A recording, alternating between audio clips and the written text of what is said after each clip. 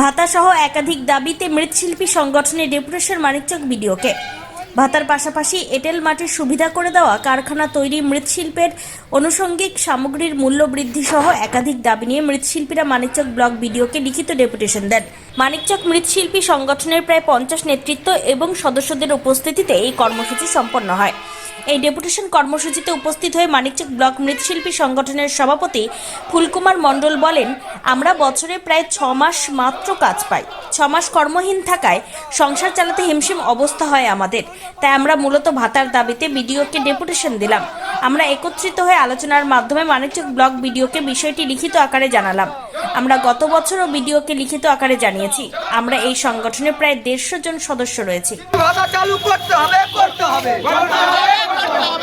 ভাতা চালু করতে হবে, করতে হবে, ওইদিকে ভাতা পাচ্ছে না, পাচ্ছে কিন্তু মৃৎশিল্পে ভাতা পাচ্ছে না, কারণ সরকার তুমি জবাব দাও, ওইদিকে ভাতা পাচ্ছে, মৃৎশিল্পে ভাতা পাচ্ছে না, মমতা সরকার জবাব দাও।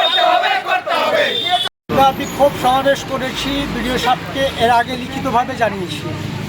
জানিয়ে দেওয়ার পরেও কোনো উত্তর পেলাম না। কি দাবি আপনাদের? আমাদের দাবি হলো ভাতা, এবং আমরা ওই যে মৃৎশিল্পী কাজ করি, এই জন্য একটলি মাটি যে নেব তার জন্য প্রশাসন আমাদের পিছনে ধাওয়া করে।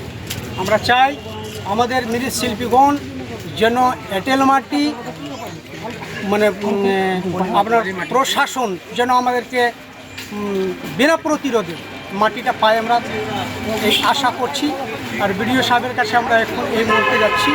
আমরা দাবি করব যে আমাদের ভাতা যেন চালু হোক। এই আন্দোলনের ভিতর থেকে আমাদের মাননীয় মুখ্যমন্ত্রীর কাছে এই সংবাদটা যেন পৌঁছাক, আমরা যেন ভাতা পাই।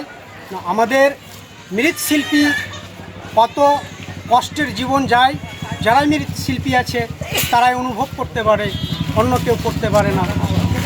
কতজন রয়েছেন আপনারা মানিকচক ব্লকে? 150 জন রয়েছে। Wicked Unleashed. That's wicked. All the cuts and the birds. So wicked.